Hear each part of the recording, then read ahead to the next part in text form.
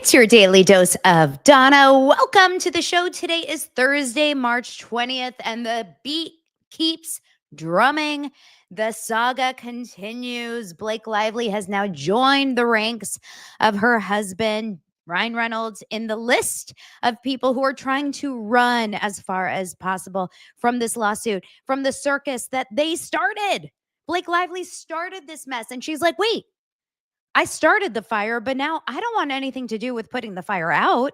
I just wanted to start the fire and run as far as I possibly can from this fire that I started. But hey, Blakey, that's not how it works. We actually have to take some accountability in the mess that we have created. Blake Lively has filed to dismiss herself from the lawsuit of Justin Baldoni verse and Wayfarer verse Lively. We will get into the main points of it. We will not go through the entire 44 pages of garbage. Sorry, that's my opinion. Just like Ryan Reynolds has said, you can now say it's your opinion for everything. That's the new precedent that we have set. Plus, Jed Wallace has finally opened up and shared really what he has done and what he hasn't done in this smear campaign. I'm still looking for the smear campaign.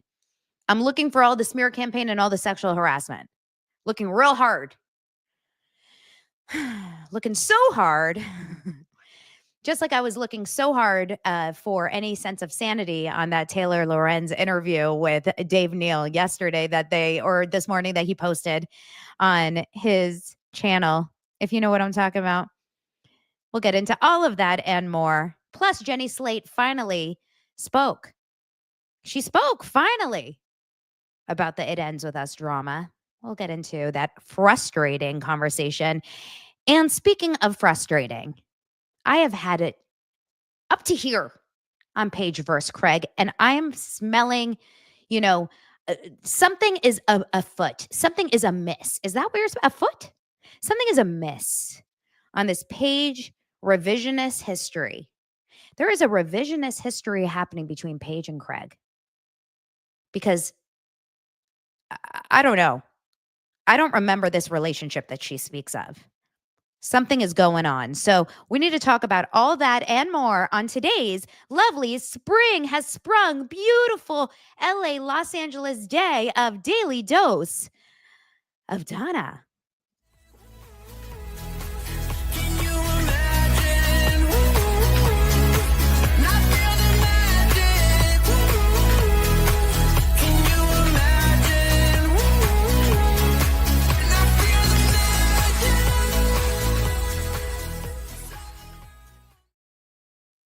Thank you so much for being here, everyone. So I have some bad news to start off the show. Really depressing news. I'm very disappointed. I'm disappointed in my dosers. Very disappointed in my dosers. We did not hit 42,000 subscribers. What in the world?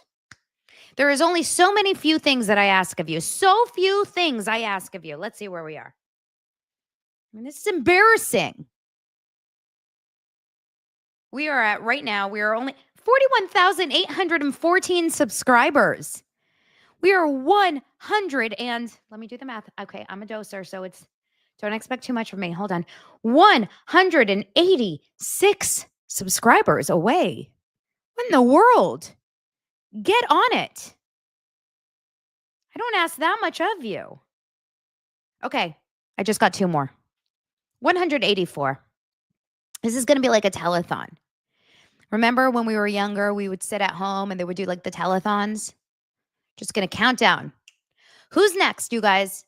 I'm just going to just keep refresh. Oh, just got two more. 182 subscribers. All right, by the end of the show, I expect more. Let's get on it, guys. Let's get on it.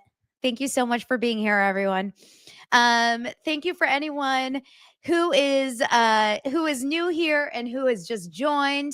And if you are here, thank you for coming back every single day. As the news keeps churning on in, I am telling you. Now, for those of you that have been here, make sure to click that bell. A lot of people are saying like, I didn't get notified that you're live. I try to be as timely as possible. It's usually between 11 to 11:30 a.m. Pacific time. That's 2 to 2:30 p.m. Eastern time.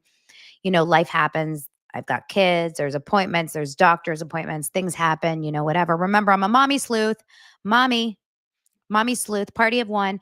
But we have to, adjust sometimes. But if you put that bell on, you will get one of those, notifications. You'll get like a red dot on your YouTube app, and it will tell you Donna is live. Daily Dose of Donna is live right now. So let's get into this story. TMZ reports. I mean, look, I did look at the 44 pages, but it's long and it's annoying. Just like Ryan Reynolds' 38 page motion to dismiss. But TMZ reports, essentially, they kind of file it down to Blake Lively saying Baldoni is breaking the law by suing me. Breaking the law. Isn't that wild? Breaking the law. Oh my gosh, look at this. Danielle says, oh gosh, where to go? If 100 people more people subscribe, I will do another super chat. Geez, now we are bribing people. I'm not against it. I'm really not above it. We are bribing people. If 100 more people subscribe, by the end of this episode, I will do another super chat. Subscribe, dosers. That's so cute. Thank you, Danielle. Familia. Okay. Blake Lively is following the same game plan as her husband, Ryan Reynolds, officially asking a judge to cut her out. Name the show. Cut her out of Justin Baldoni's lawsuit. It says Blake filed her motion to dismiss Thursday, and according to the docs, she says Justin's actually violating the law. He's a predator.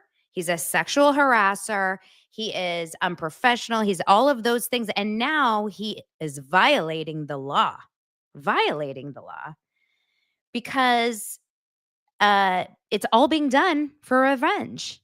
Just retaliation. Remember, add it to the list. She says her It Ends With Us co-star and director only filed his defamation suit against her, Ryan, and her publicist after Blake filed her lawsuit alleging he had sexually harassed her while making the movie and launched a smear campaign while she reported the alleged abuse to the studio. Blake says under California law, Justin is barred from suing her based on her accusing him of sexual harassment, which is why she wants the judge to dismiss his suit against her. In the new docs, Blake's lawyers say Justin and his company, Wayfarer Studios, have created more liability for themselves by their malicious efforts to sue Miss Lively into oblivion. That liability will come in the form of a lot of money. Blake says Justin will have to pay her legal fees plus massive damages for having filed this kind of suit against her. Blake also addresses the bullying narrative Team Baldoni's put out, claiming Blake and Ryan are using their A-list power to bully him. I see no lies, her. I see no lies that they're using their, B-list power to bully him. We've seen so much evidence. We've been on this like white on rice, right? Like we have been looking at all the receipts for months now over this. According to the docs, it's actually Justin doing the bullying, according to her. Justin is doing the bullying. This is awesome. With the lawsuit designed to further Baldoni's sinister campaign to bury and destroy Miss Lively for speaking out about sexual harassment and retaliation. Thank you for becoming a member, MC High Life. Thank you. Okay. Yes. So they're now putting the blame on Justin. This is all Blake and Ryan do. Honestly, imagine being in their home. I can just see it now. One of them doesn't do the dishes and they just blame the other. One of them trips over a Lego and then they just blame the other for not cleaning the Lego. It's never their own fault. One of them, gets a cold and then they blame the other for bringing the cold into the house. One of them gets a paper cut and instead of being like, ow, I got a paper cut, they blame the paper for cutting them.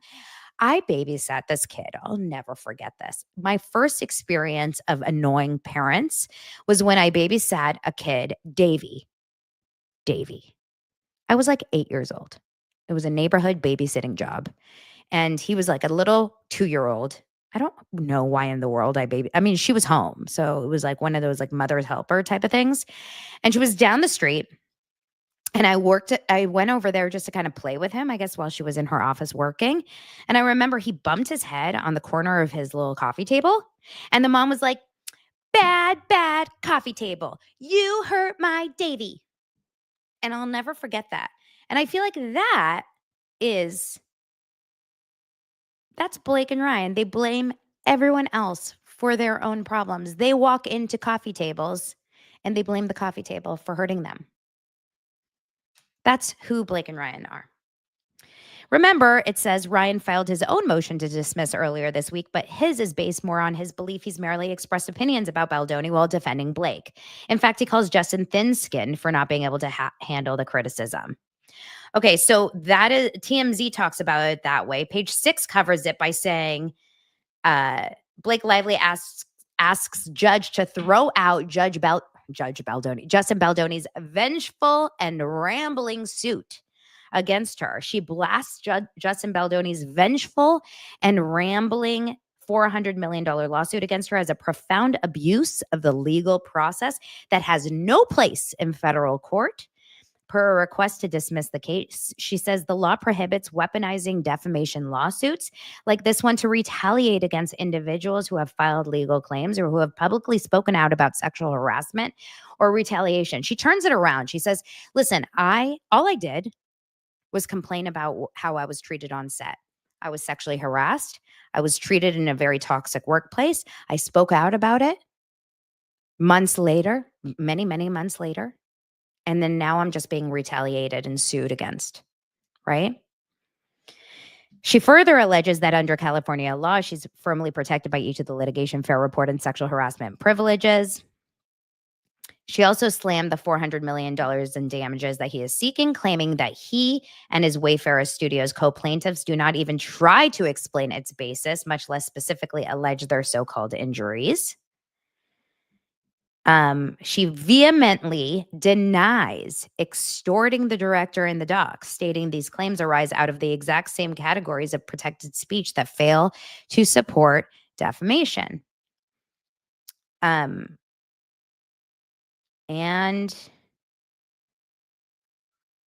she, and then at the same time, of course, you have to remember that in her original complaint and in her original lawsuit, it was against the fact that she had been sexually harassed, and then also the smear campaign, which we'll get into in just a minute.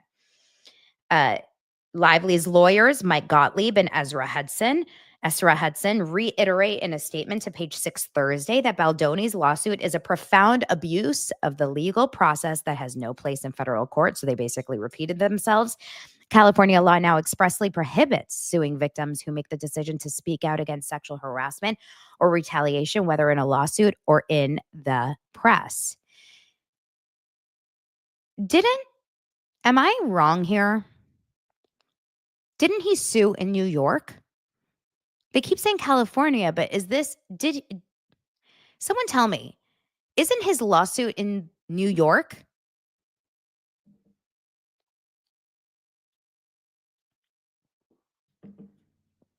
Then it continues.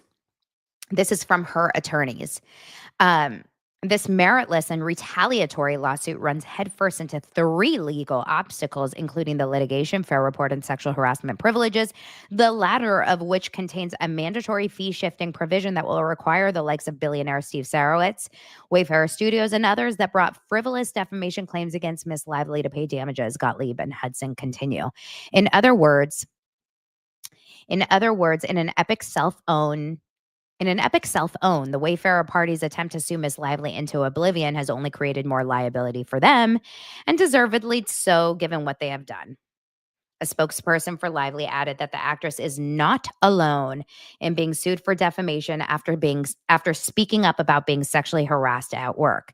The rep concludes, while Miss Lively has suffered greatly by speaking up and pursuing legal claims, it is important for other people to know that they have protections and that there is a specific law that expressly protects them from being silenced or financially ruined by a defamation lawsuit because they had the courage to speak up.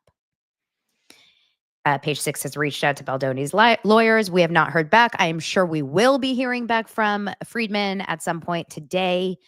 Okay, the complaint was filed in California. The federal case was in New York. His lawsuit, though, the one that he has filed against her, was not in California. His lawsuit was in New York, correct?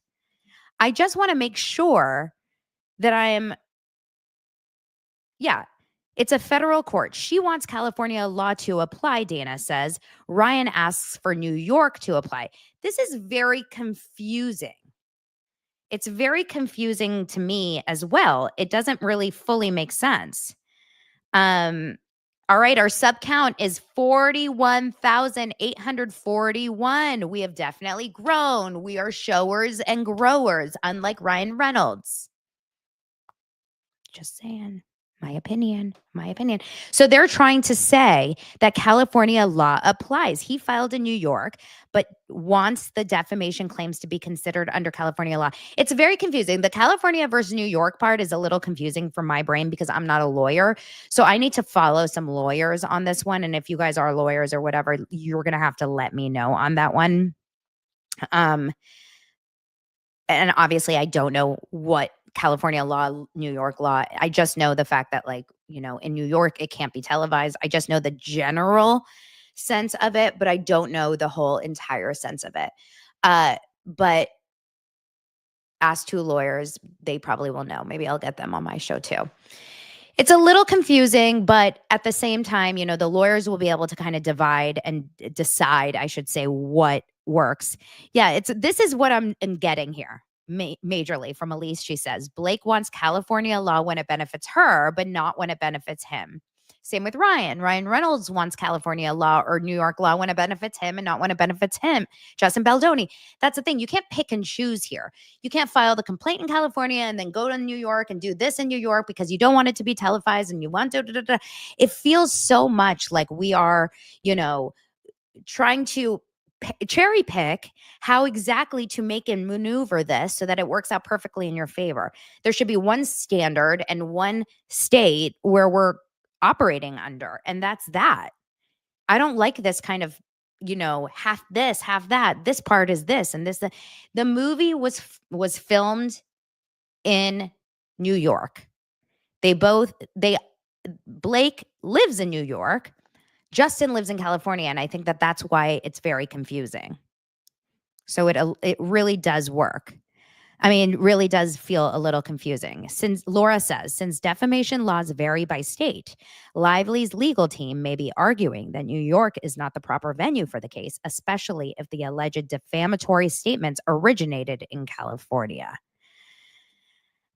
Bliss says, asked two lawyers have explained how Blake Lively's California complaint is, as you say, a cherry-picking shit show. Exactly. It's just too confusing, this whole back and forth with the states. But that's what lawyers do. I mean, they're constantly trying. Oh, yeah, the movie was filmed in New Jersey. Thank you so much. But that Blake lives. So, okay. We'll figure it out. But the point is that it's truly just doing everything in their power to delay, to confuse, to argue. And that's what lawyers do. Lawyers are paid handsomely to try to win the case for their clients. And we're trying incredibly to, make this work. Lomo Living says Blake filed her suit against Baldoni before he filed against her. She filed against Baldoni after he sued New York Times. She filed first, and now she's crying about him filing. It's so confusing. It really is. Oh, wait, this comment makes me laugh. TK Kit Kat says Colleen Hoover be inhaling Pepsi ice cubes about now. It's so cute. It's so funny. No wonder Colleen Hoover is like on her stories over there, because they're driving us all to insanity, right? Look, I can understand in any normal sexual harassment situation, if Blake Lively's case was solid, if Blake Lively had sufficient evidence to prove her sexual harassment case, meaning if she came forward and said, I was sexually harassed by Justin Baldoni, my co-star and my director on It Ends With Us, and she came out with this entirely, and she said, look, this is what I have. As I told you many times, I believed her when she first came out with her complaint, and I felt really awful for having fallen for this supposed smear campaign. We're about to get into that story in just a second. Then I would fully be on her side. And then I would feel sick about this whole lawsuit against her. I'd be like, this is unfair. However, the second that he came out with so many receipts and showing all the proof and evidence that she wasn't telling the entire truth in the New York Times article and in her complaint, I started to question all of her side, and she has not proven any evidence to show her truth. That being said, because of that, this is why I'm frustrated with her. I don't feel that she can just skate away from this. Once you put that kind of mark on someone, you can't just say like, and then run, run, run, run, run, run, run. You can't start a fire and run for the hills. If you start a fire, you got to stand there and accept the consequences. You got to wait and go through the trial. If you get arrested for starting a crime, go through the trial and try to get, off innocent if you didn't start the crime or not. You know what I mean? If you get charged for starting the crime, that's what I'm saying. Leisha says if her claims were solid, she wouldn't have to maneuver. That's exactly what it is. And this feels so odd. The whole maneuvering, changing, going, like it's too strange to me. And I'll never, ever forget. I will never forget, which I will not even have these conversations anymore. But do you guys remember, a lot of you guys have been OG Daily Dose of Donna fans. You've been here from the beginning. And even just the beginning of the Blake Lively, Justin Baldoni story in December or January, I used to communicate with a few people who were highly team Blake Lively. And I used to give them that space to communicate with me, even though it would frustrate the living bejesus out of me. And one of them, who I really do believe is in the inside of her legal team or in her family or something. She was a private account, but she knew so much, so many details. And she used to tell me stuff in my DMs. She said, remember, I don't believe Blake Lively would ever sue him for sexual harassment if not for the smear campaign. And when she told me that, it immediately shifted my thinking of Blake. If it's not that big of a deal that you would go after him for sexual harassment, and less of the smear campaign, well, then the sexual harassment wasn't that big of a deal.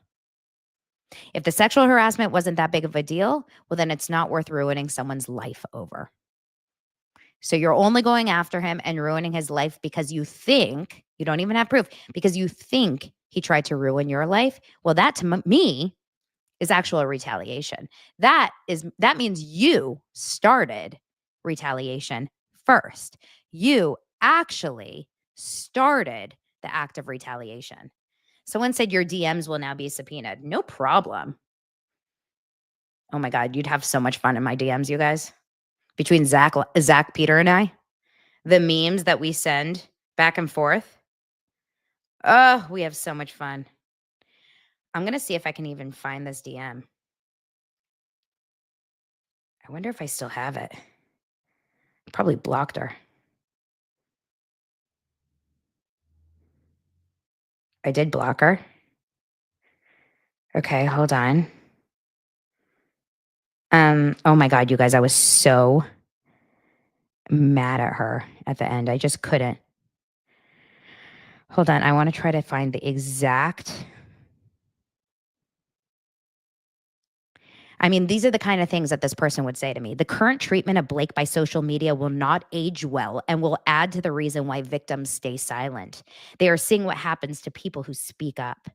The case hasn't even gotten underway properly yet, and people are digging as much dirt as they can on an alleged victim in order to support an alleged perpetrator.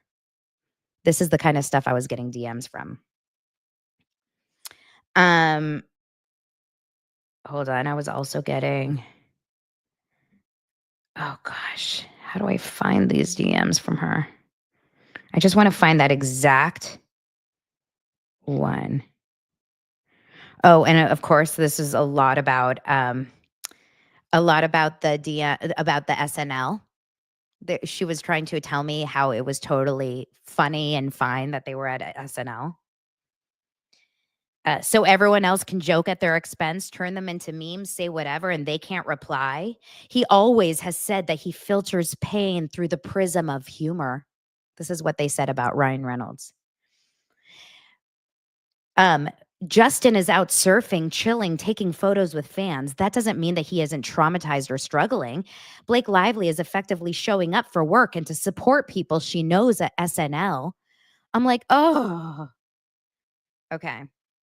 If I can't find that one comment, I will look for it. But I just need to find that one time when she said that she would not ever sue if not for the sexual harassment. I'll find it at some point. Okay.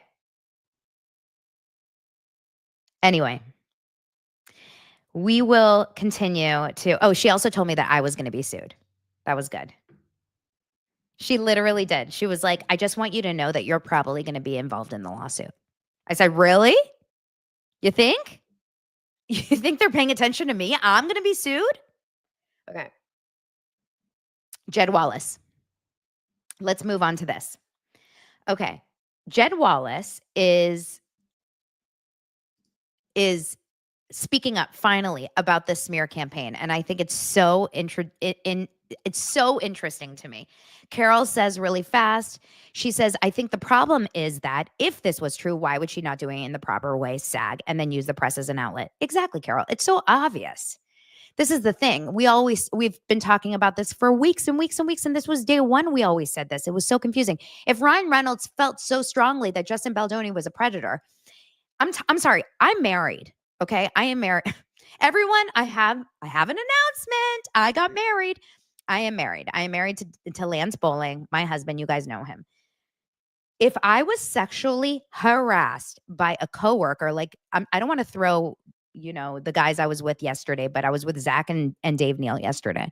If I was sexually harassed by one of them and I had to go to work with them consistently, constantly, every single day, and they were like, essentially one of them was my boss, a director on a show or whatever, or a movie. And this was a consistent thing that I had to do. And I was going home every day and telling my husband every day, like, this guy sexually harassed me.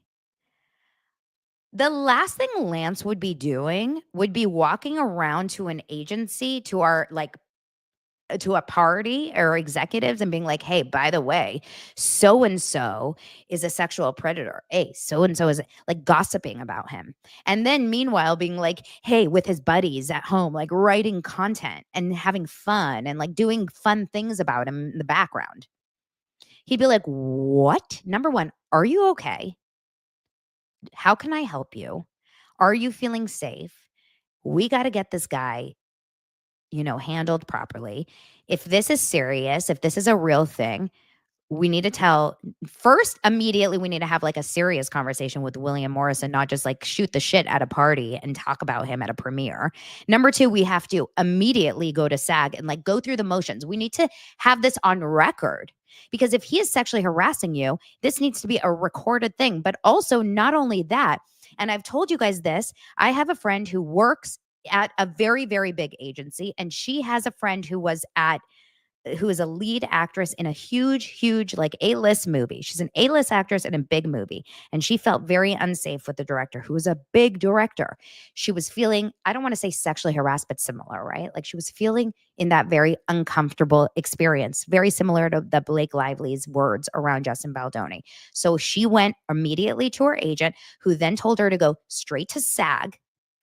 She put in a complaint with SAG. So they offered her what is called like a chaperone, a guardian. So now she has someone like a buffer with her. You can call it a bodyguard. You can call it a friend, whatever, of her same, it could be a man with you, someone who is with you at all times, 24/7 when you are on set, in the dressing room with you, on set with you, in meetings with you, walking with you from set to trailer, whatever. You are never with this person without your buffer. You will never have an experience where you are alone with this director or with this other person on set, so that you never have an experience of feeling uncomfortable. It's all recorded with this person who is dedicated from SAG. That's it. It's handled. No one needs to get fired. No one needs to get arrested. You feel uncomfortable. It's handled. That's the way it's handled. Done. All right.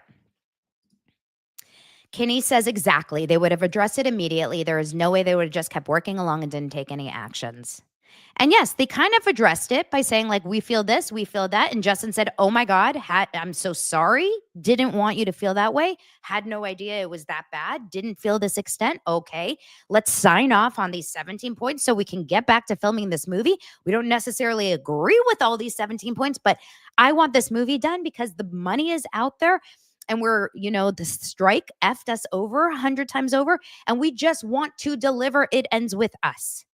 So let's sign off and let's get back to production. And clearly, like, we've lost the plot a little bit and we get back to work and everything's copacetic and everything's fine for the next few weeks. And then the movie's done. And it should have been fine. And then a few months later, dun, dun, dun, lawsuit. Okay, let's get into Jed Wallace finally. Oh, before we do, I do have to shout out sponsor for this week's podcast, and that is very important. If you are struggling, if you are having a hard time in your life, if you are going through anything, as you guys know, it's been a little bit of a roller coaster for me. You should never hold it in. You should never not tell anyone. You should definitely not just write funny content and pretend everything's fine. You should talk to someone and you should find a therapist. This week's sponsor of Daily Dose of Donna is RULA, because finding a therapist you trust should not be so complicated or cost you a fortune. That's why today's sponsor, RULA, was formed. RULA connects you with high-quality, vetted, licensed mental health professionals that are suited for you. And here's the best part. They take most major insurance plans. That means instead of paying hundreds out of pocket, you could pay as little as $15 per session.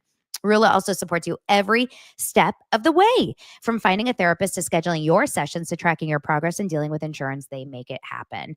Getting started is easy. They ask you a few questions about what you're looking for in a therapist, things like insurance, type of care, and preferences. And from there, RULA matches you with an in-network providers who fit your criteria. You can book your first session and start your journey to better mental health as soon as the next day.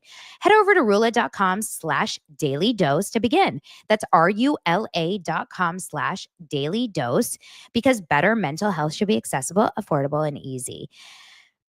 Thousands have already trusted RULA to support them on their journey towards improved mental health and overall well-being. Head on over to RULA.com/daily dose to get started today.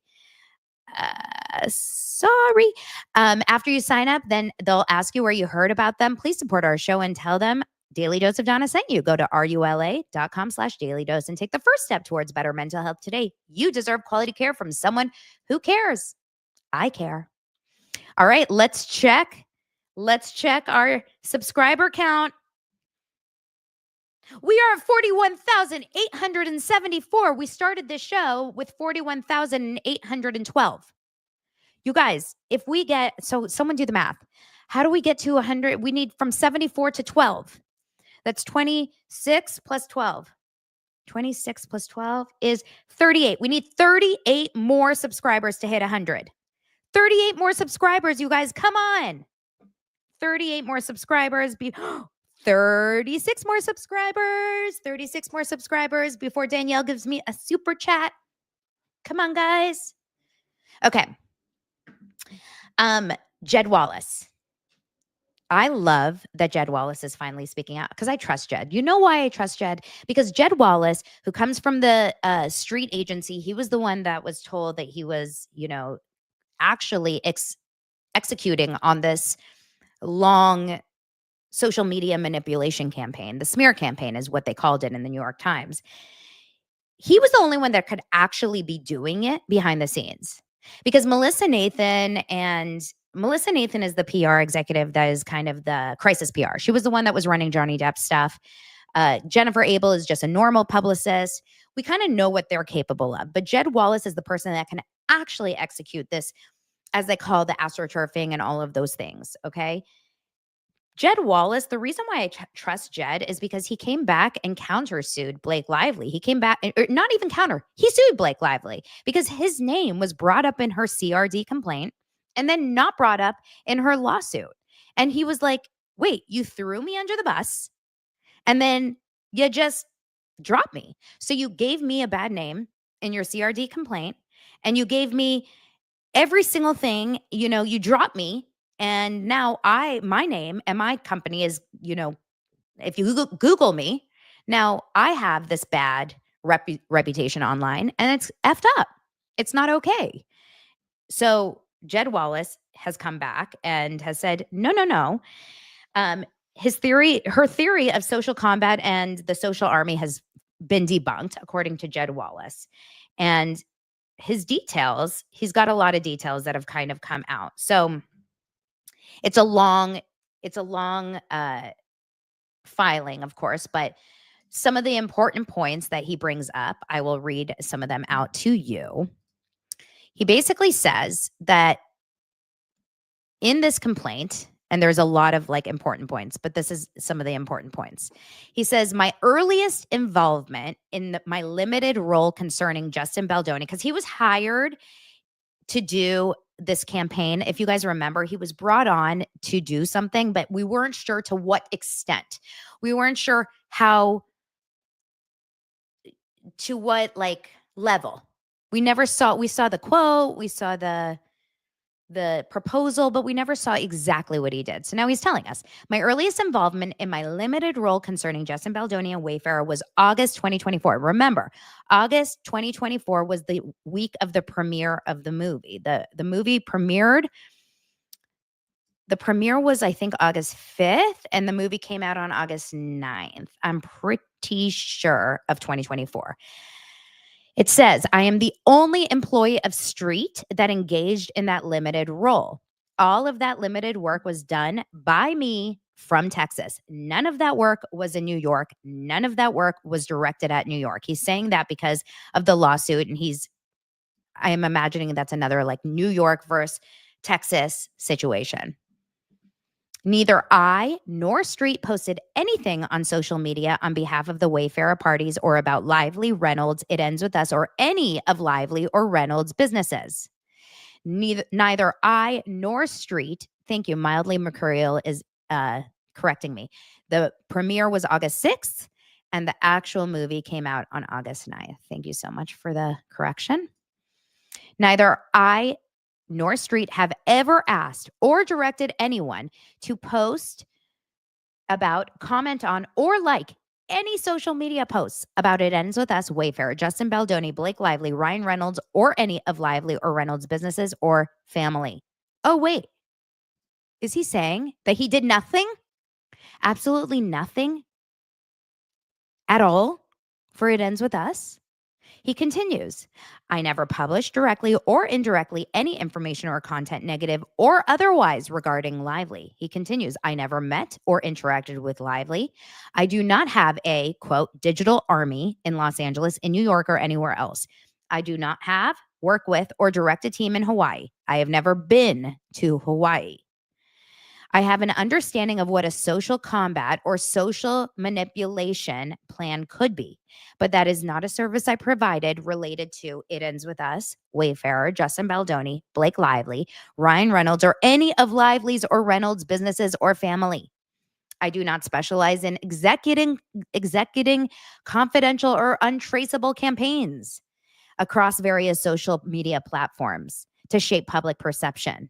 And remember, he's saying this in a legal document. He's not just throwing this out there. He's saying, I'm not doing anything connected to this movie. I have not done anything. He says, in early August 2024, I was contacted by Melissa Nathan about Justin Baldoni and potential stories or social media attacks on him. My job was to read, analyze, and assess all forms of media and trends taking place with respect to various issues.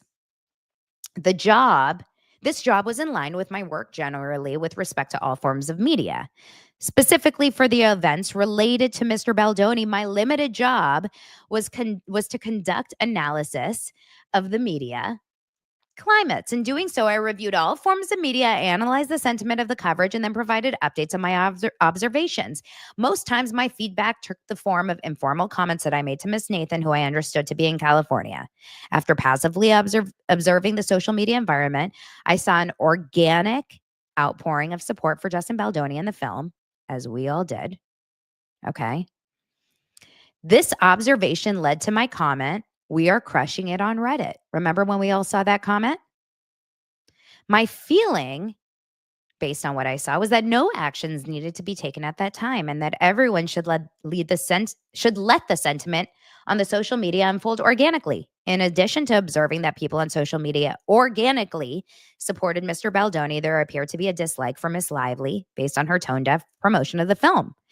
Therefore, my advice was not to do anything at the time. So he's saying, not only was I not doing anything, I was asked to work on the film or to work on the media campaign to help. And then I said, wait, there's nothing to work on. Everything is very, very, very pro Justin Baldoni. Why? Like, I don't want to say yes to work on something that you don't really need me for. It's like getting hired for a job that's already done. He said, my limited work related to Justin Baldoni concluded in early November 2024. Neither I nor Street had anything to do with the production of It Ends With Us. I was never on the set because I provided feedback to Melissa Nathan, who was in California. I only consider the impact of my work to be in California. And then he says, we never communicated with any journalists, content creators, or media entities anywhere, let alone New York.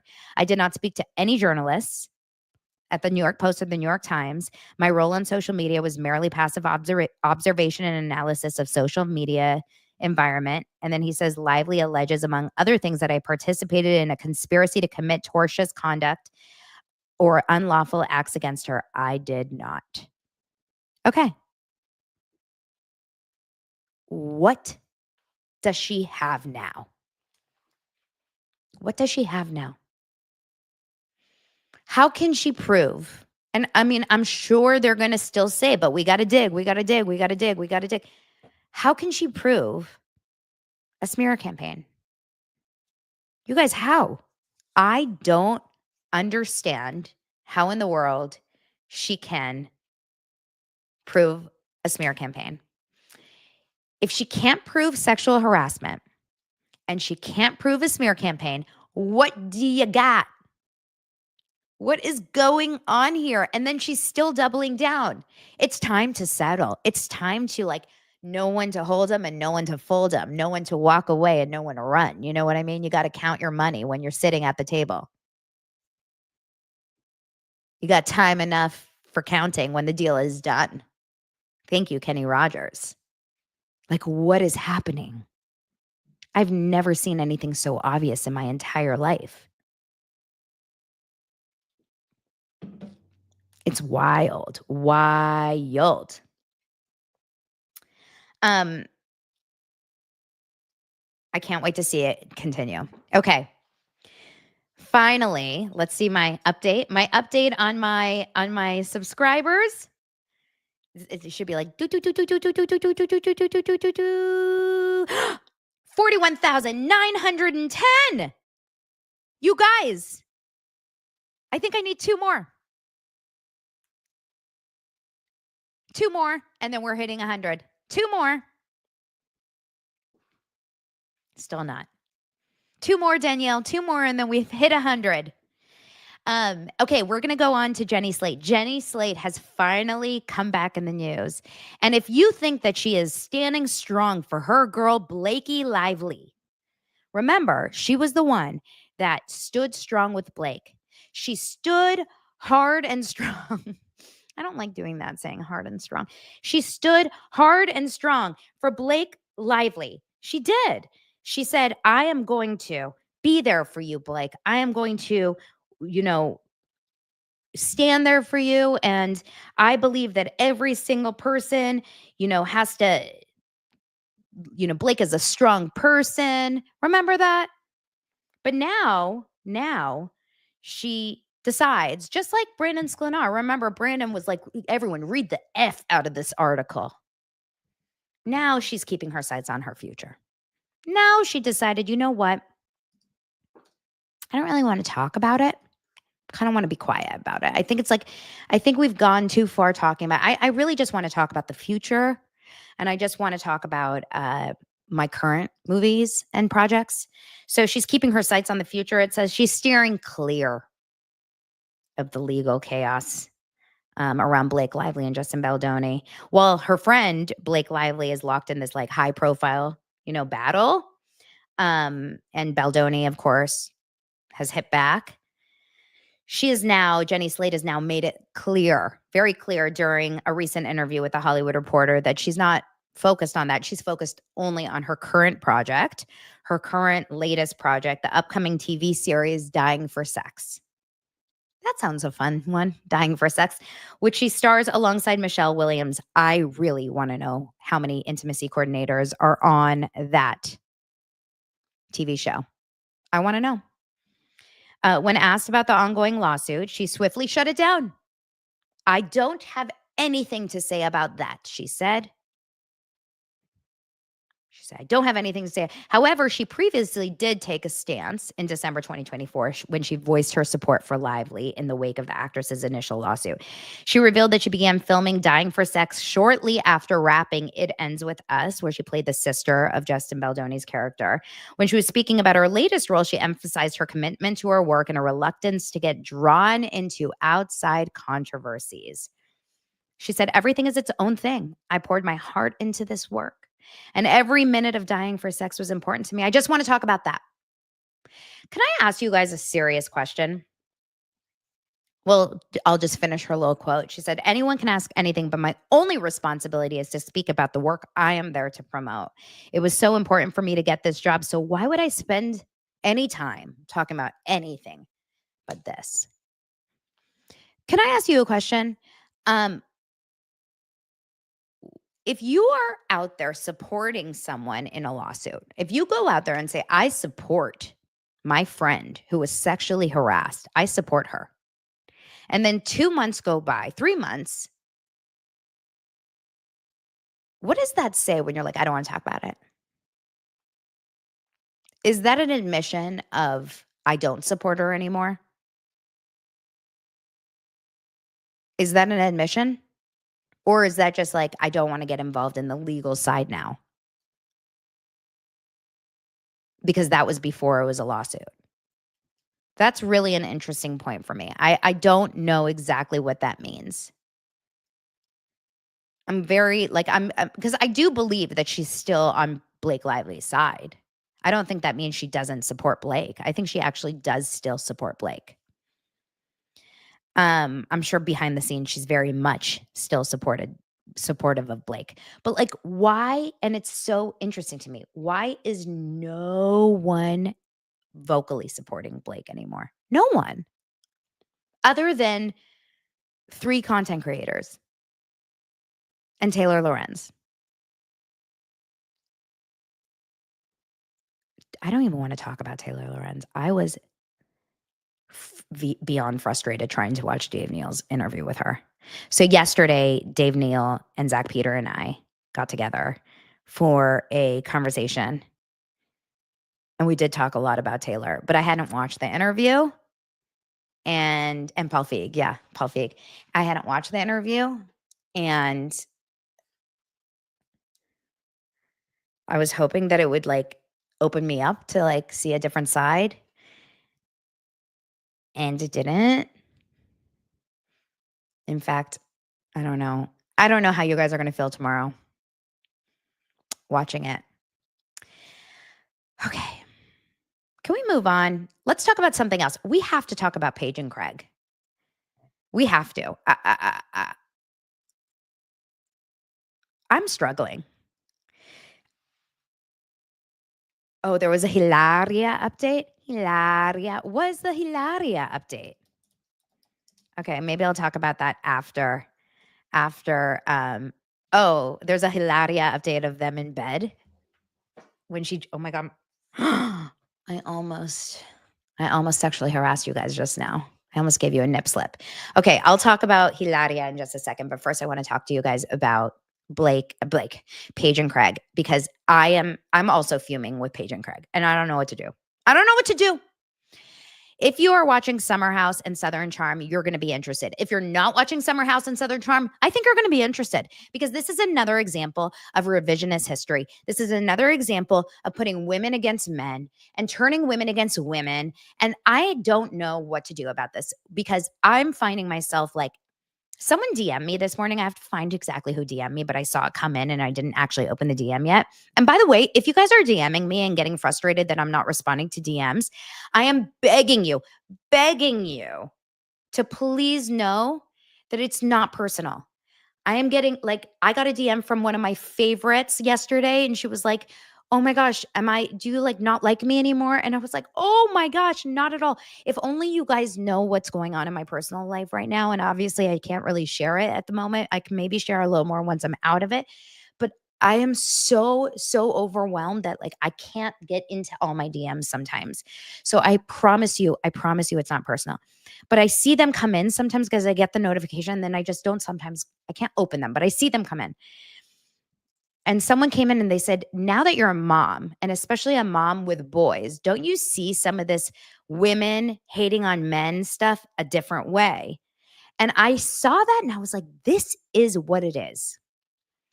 I truly see a different side of life sometimes now that I am raising sons. And I don't want to be all like boy mom, because I know Paige hates that. And Paige DeSorbo has been one of the most loud people to be like, "Oh, I'm so over boy moms coming into my DMs." But this is truly what it comes down to.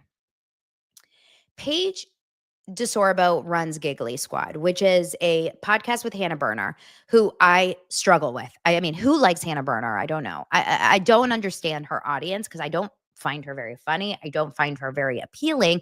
And I found her impossible to like when she was on Summer House. At least Paige, to me, has a lot of really likable qualities. She's very fun to watch. She's funny. She's beautiful. There's certain elements of her. I'm not seeing them that much lately, but I find a lot of great things about Paige. But um, but Paige is the star of Giggly Squad, that podcast. But they are running a podcast that is so super pro woman, which I am not against. That is not a bad thing. Like, I am all about women supporting women, all of that. But what it also has become is a very women supporting women and also very hate men. I hate men podcast. Like, I truly believe that show has become like a really hating on men podcast.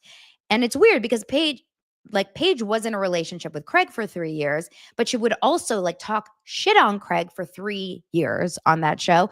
And Hannah is married to a guy that I think she speaks in a more positive light about in that show on that side. But I do believe that like they perpetuate this consistent anti-men conversation. It's like men are stupid, men are dumb, men are annoying, men are pointless, men do nothing, men are just there to serve us, men are just, do you know what I mean? And maybe they also say great things, but a lot of their content that I see on my socials is very anti men. And that has become like a very big thing with the younger generation of women. And this is really showing my age because I'm 43. And I don't know if anyone feels that way. Tell me in the comments if you guys feel that way. And this is what I'm seeing with the Justin Baldoni thing too. With a lot of the pro Blake women, it's very anti-men just because they're men, not because of Justin. So I don't like it. I don't like that. Not because I'm saying all men are great. I think there's a lot of really shitty men, but there's a lot of really shitty women. Come into my DMs any day. Any day. They're here. In fact, most of the people that are really horrible online that I've seen, there's definitely, oh, did you guys see that? A fly just attacked me. I would like to know that your gender. What gender of fly was that? So it's a lot. And I'm not saying it's all women that do this, and I'm not saying it's all men that do anything. So please don't take this out of context. You know what I mean? Because there's so many great people of all genders, but there's so many toxic of both too. So I don't like this blanketing of anything. We just have to look at people for who they are inside, regardless of what. But they think it's funny to put down men. And that I don't like. So Amanda, Sierra, and Paige have become these like 3 girls on Summer House that love to do that. They love to put down men. Amanda and Sierra were on Watch What Happens Live last night. Now, Amanda, Sierra, and Paige are 3 girls that are whether in a relationship or single, are so unhealthy with men. Okay, it's very clear. Amanda Batula and Kyle Cook have quite possibly the most unhealthy relationship on earth. Not even on TV, on earth. On earth. If you go back and watch old episodes of Summer House throughout the entire seasons of Summer House, you will see the most toxic shit ever. And it's shocking to know that they ended up together. Not only that they ended up together, but that she stands up for him still to this day and that she puts down other relationships, which is crazy. He is truly one of the worst boyfriends and husbands out there. Not to mention, and we're not talking about this on the show, my friend Face Reality 16 on Instagram, Eliza, has damning evidence just from last summer of Kyle allegedly consistently cheating on Amanda. He is a consistent cheater. He is a constant, persistent, consistent, allegedly cheater. We have video proof. We have Dumois blinds. We have constant Reddit takes. I mean, this guy goes out there allegedly and cheats on his wife left and right. But meanwhile, Amanda sits there with glass houses, glass stones, stones and glass houses, whatever you call about. And she sits there and she talks shit about, Paige and Craig. And then you have Sierra, who to me has become very, very angry and mean in the last few months on interviews, especially about Craig. And you know me, I love Craig. I am a huge, huge fan of Craig. But the problem with Craig is that he's also a little bit of a liar, and he's proven to be a really shady person this season on Southern Charm. So I struggle a little bit with Craig as well. But between Craig and Kyle Cook, for example, I pick Craig all the way. I think Craig was so much of a better boyfriend and would be a better husband than Kyle. But Sierra, meanwhile, is just throwing Craig under the bus left and right on Watch What Happens Live. And it's just it just looks like mean girl behavior. So on last night's episode, and I didn't even finish Summer House yet, so I'm not recapping Summer House, but I just want to talk about what happened on the after show and on Watch What Happens Live. Okay, Lightwork says, now you lost me. I love Sierra now. Sierra's just going to say whatever to be a supportive friend. Okay, I think there's a difference between being supportive and then being incredibly mean. Craig and Paige, there's only 2 people who are in the relationship between Craig and Paige, right? Craig and Paige. We have his story, we have her story, and then we have the truth. Everyone knows that in a relationship with breakups. You have their story together, you have her, and then you have the truth. Because when you break up with someone, you go back and you're like, what? They look like this, or they did this, or whatever. And you don't really know what the truth is. But what's crazy to me is that now after they've broken up, Craig has not gone around and dogged on Paige at all. I can't think that he's gone and said horrible things about her. The worst he's said about her is she wasn't that into me. I wasn't the one for her. She didn't want the same things I wanted. Yet Paige has consistently thrown him to the wolves.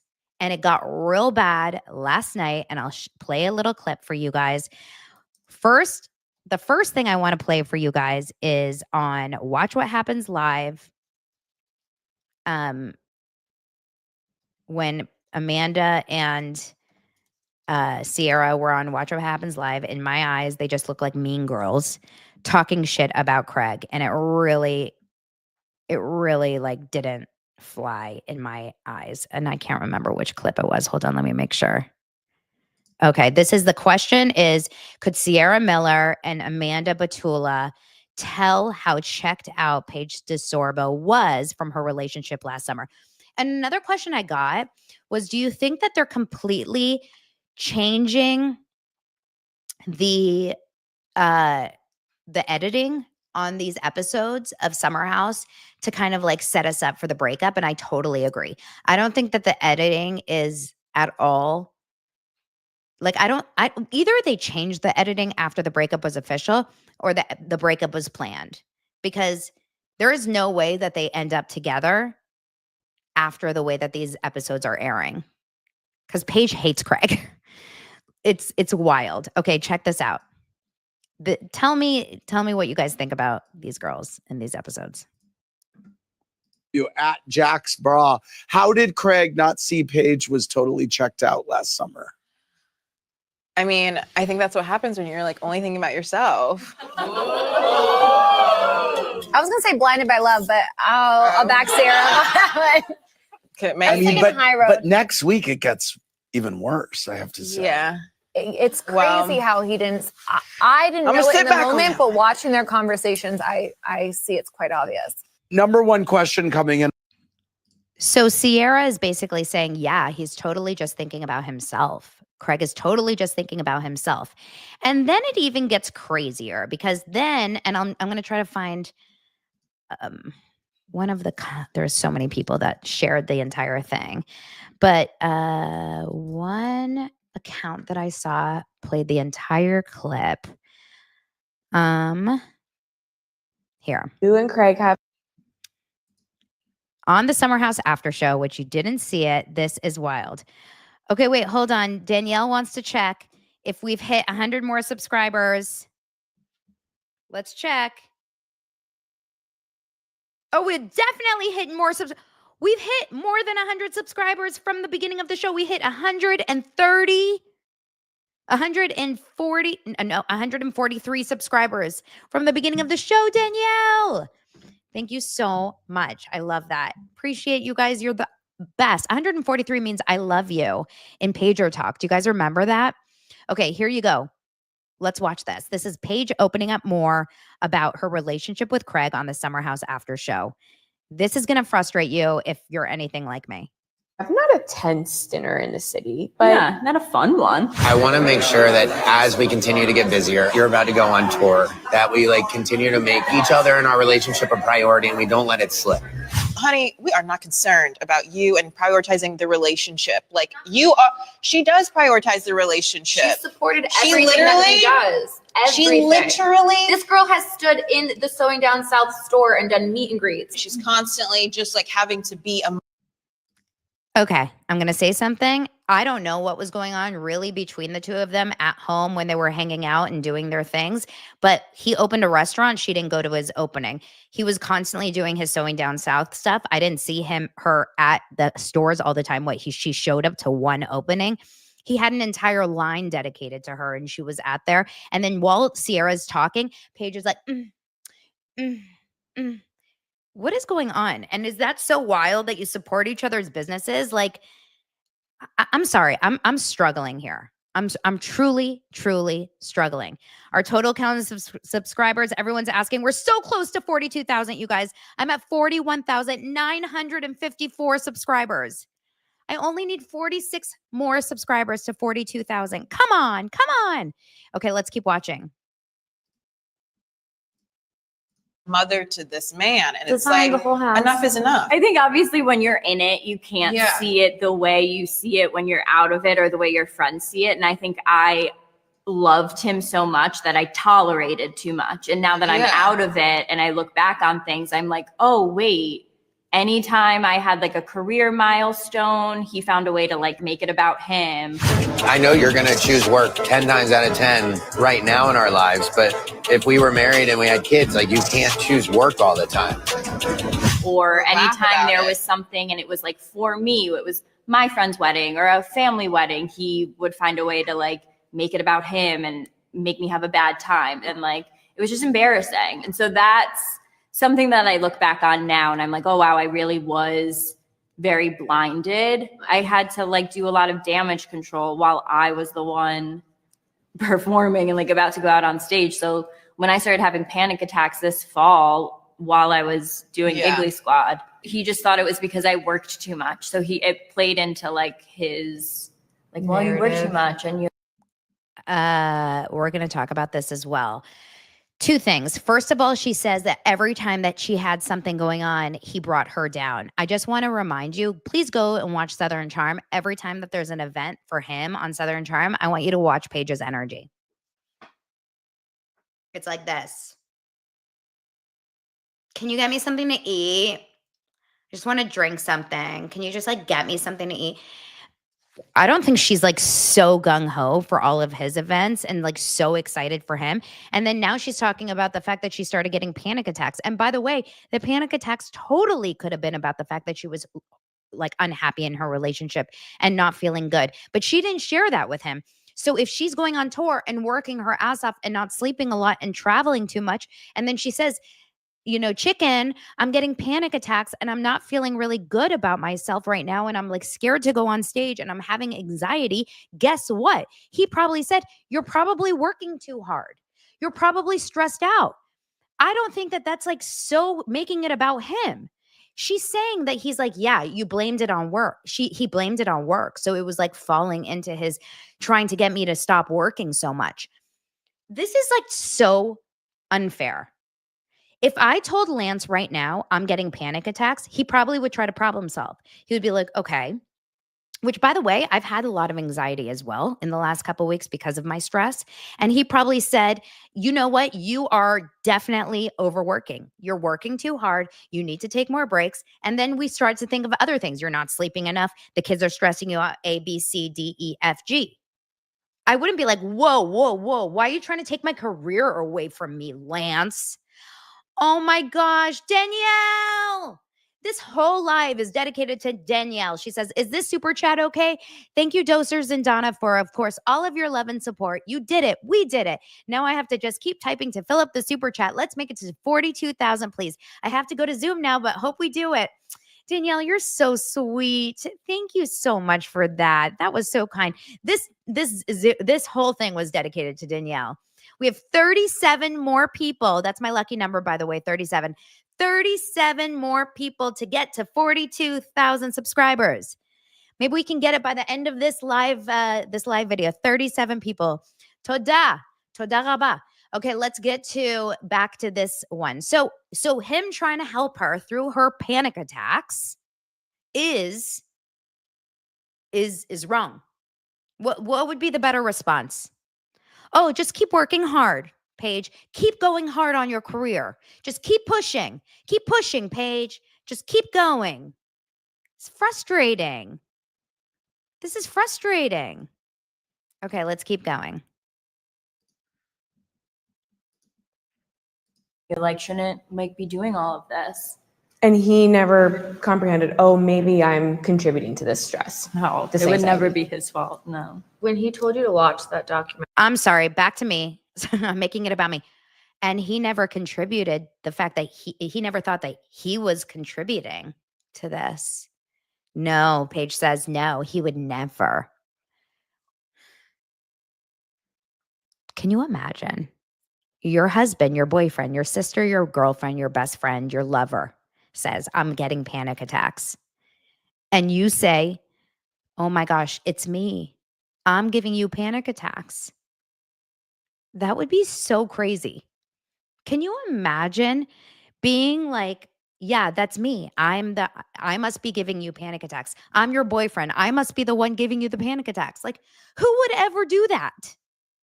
This is wild. Okay, just get ready because the biggest statements haven't even come.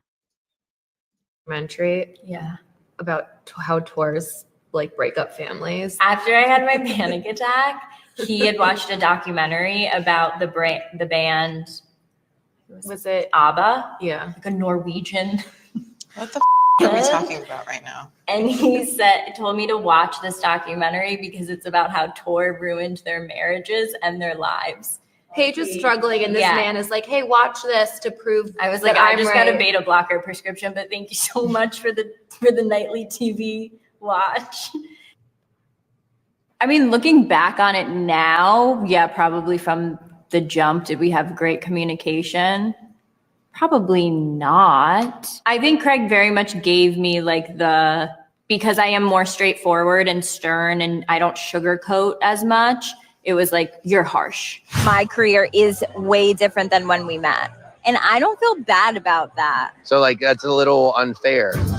That's not saying I'm not happy for your new life. I just want to know how I fit into it. But I can also say how I feel. Yeah, but it makes me not want to bring stuff up to you sometimes because I'm like, she's going to think this is an attack or that I'm not rooting for it. It's really not. How do we have like status check-ins or a year-end review or something? I'll give you a yearly review. Okay.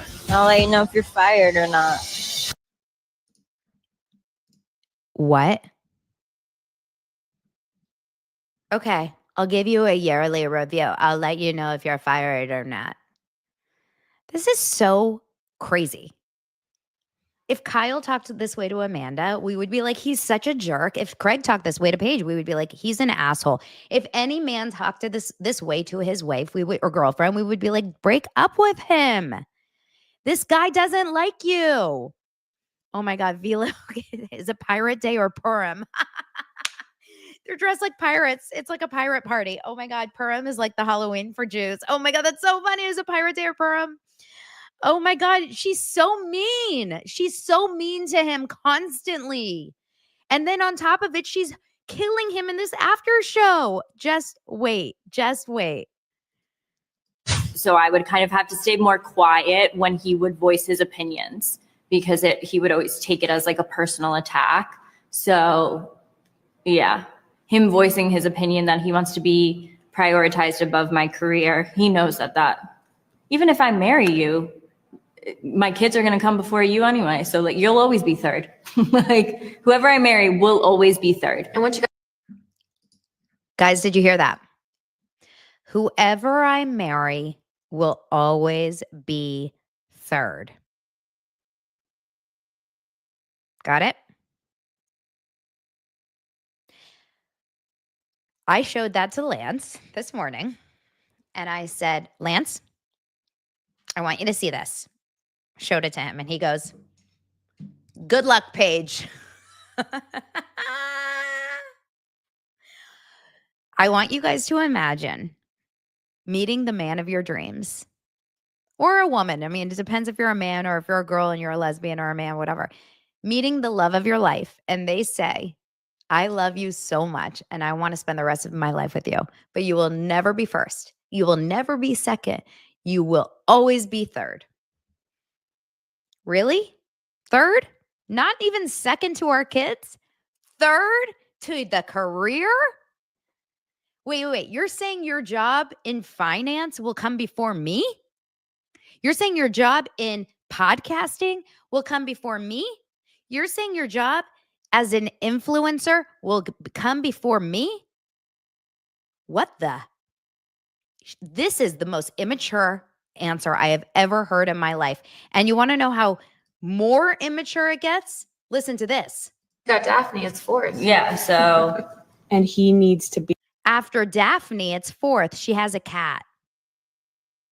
After Daphne, it's fourth.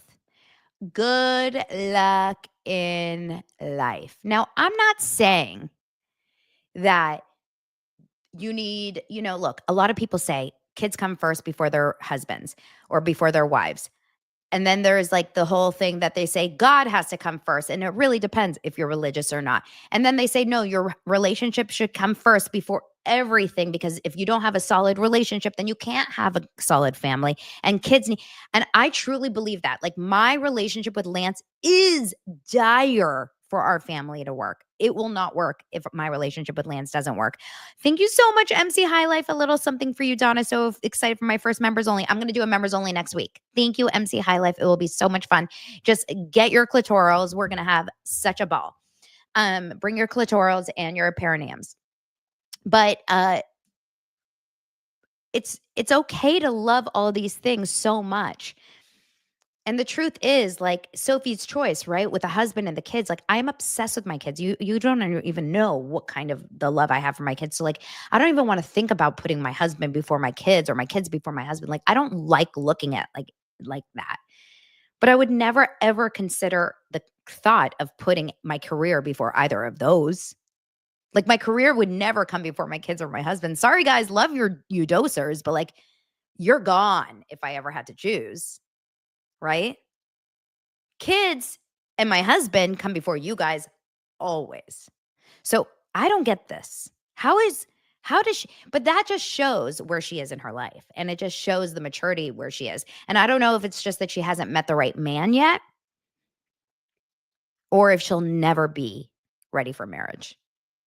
Because, and I wonder if her mom, someone said she's a mama's girl. I wonder if her mom or if her dad will ever just like sit her down and be like, this is not going to work for you. Because like this, you're destined to be alone forever if this is, because what man is self-respecting man will ever say like, yeah, that's the marriage I want. I want to come third behind Giggly Squad. Right? That doesn't make sense. Doesn't make sense to me. Let's see where we are.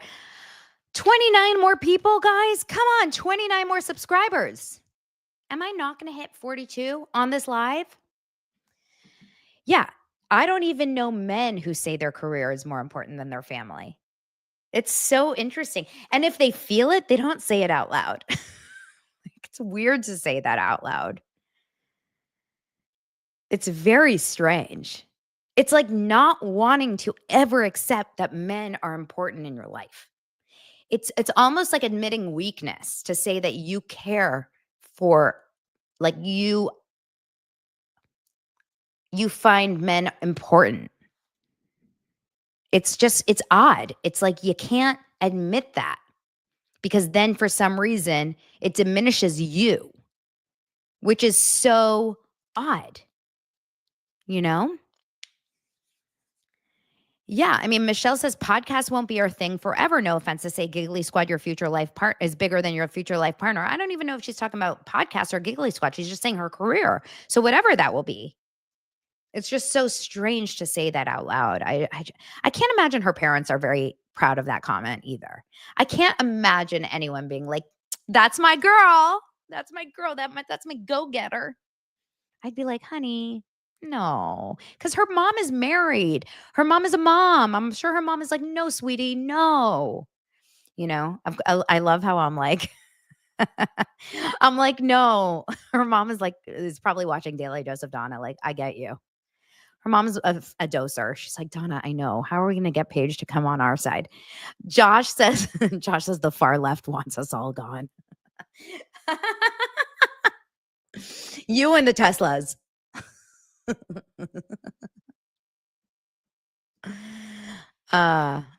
Interesting. Sublime says, I don't know about a lot about beta blockers, but Sublime says if she's on a beta blocker, her feelings may be shut off. I don't know what beta blockers do. That's actually really interesting. I don't know about side effects of beta blockers, but if she's taking them consistently, is it like I know like antidepressants and I have no qualms whatsoever about any of those things whatsoever, but I know that they tone down a lot of emotions. They don't, I mean, in any way do they mute your feelings whatsoever, but do beta blockers like stop you from feeling things that strong? I wonder if. Michelle says beta blockers didn't block shit for me. Oh, interesting. Beta blockers whacked me out. They slow heart rate. Interesting. Yeah, I wonder what that will affect you, you know? Oh, what fun says, does no one remember when she spent the whole season in bed crying over the ex-boyfriend that wouldn't spend time with her and her friends? But up until Craig didn't vouch for her, now he's awful. So this is what's so interesting, because if you go back to her breakup episode with Craig on Giggly Squad, she says, Craig and I decided to no longer be together. He is such an amazing boyfriend. He's so supportive. He's always been so amazing to me. There's no way I would be where I am without him. He's so incredible. He's so wonderful. He's She spoke about him like he was God's gift.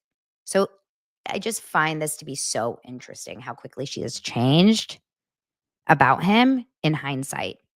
Now she's making him out to be like this horrible, unsupportive, just horrible boyfriend. And I just find it to be so unfair. What did he do so bad? He just wanted a future with her.